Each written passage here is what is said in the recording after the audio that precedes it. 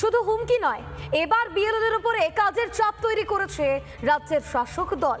বিএলওদের এসআইআর ছাড়া অন্য কোনো কাজ করতে হবে না, আগেই জানিয়ে দিয়েছিল নির্বাচন কমিশন। তারপরেও কেন নজরুল মঞ্চে প্রশিক্ষণ চলাকালীন বিক্ষোভ দেখালেন বিএলওরা? নেপথ্যে তৃণমূলের উস্কানি।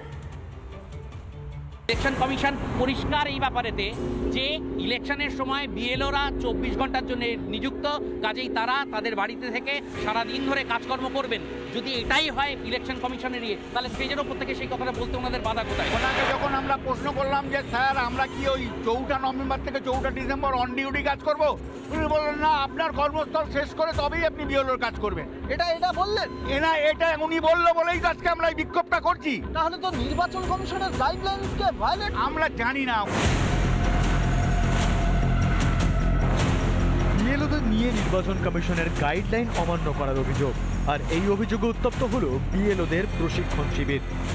যারা বিএলও অর্থাৎ এসআইআর প্রক্রিয়াটা যারা মাঠে ময়দানে নেমে সম্পন্ন করবেন, প্রসেস করবেন, তাদের জন্য ইলেকশন কমিশন স্পষ্টভাবে বলে দিয়েছিল যে তারা যখন ইলেকশনের কাজ করবেন অন্য কোনো কাজ করবেন না, কোনো কাজ করা যাবে না বা করবেন না, স্পষ্ট করে দিয়েছিল। কিন্তু আজকের এই মিটিং থেকে বিএলওদের অভিযোগ সেই বিষয়টায় কোনো গাইডলাইন্স দেওয়া হলো না। স্কুলের কাজ সামলে কিভাবে এসআইআর এর কাজ করবেন বিএলওরা? প্রশ্ন বিএলও হিসেবে নিযুক্ত শিক্ষক শিক্ষিকাদের। কমিশন বলেছে, কিন্তু এরা ইচ্ছাকৃতভাবে সেটা মানছে না। ঠিক আছে, আমাদের 1 বছর টাইম দিতে হবে, নাইলে আমার 1250 ভোটার আমি সব বাড়ি বাড়ি 3 বার গিয়ে কাজ করতে পারবো না। আমারই নিজের প্রায় 1000 ভোটার আছে সেক্ষেত্রে 1 মাসের মধ্যে স্কুল করে এই কাজটা কমপ্লিট করা পসিবল না।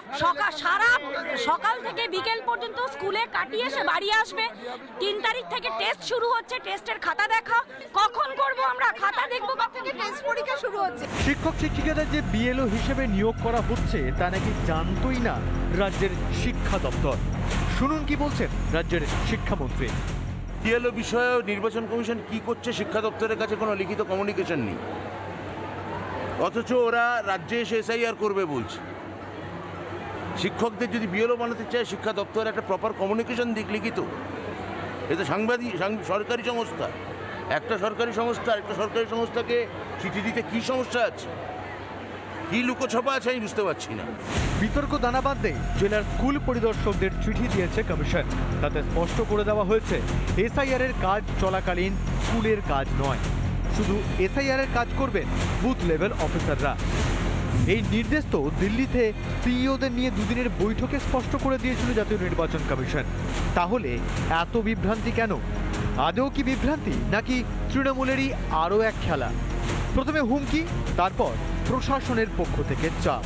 কমিশনের বিরুদ্ধে বিএলওদের একাংশকে খেপিয়ে যদি এসআইআর প্রক্রিয়ায় কিছুটা বাধা দেওয়া যায়, অন্তত প্রাণটা জুড়াবে মমতা অভিষেকের। রিপাবলিক বাংলা। নানা ধরনের কন্টেন্ট দেখার জন্য লাইক করুন, শেয়ার করুন আমাদের ফেসবুক পেজ, সাবস্ক্রাইব করুন আমাদের ইউটিউব চ্যানেল।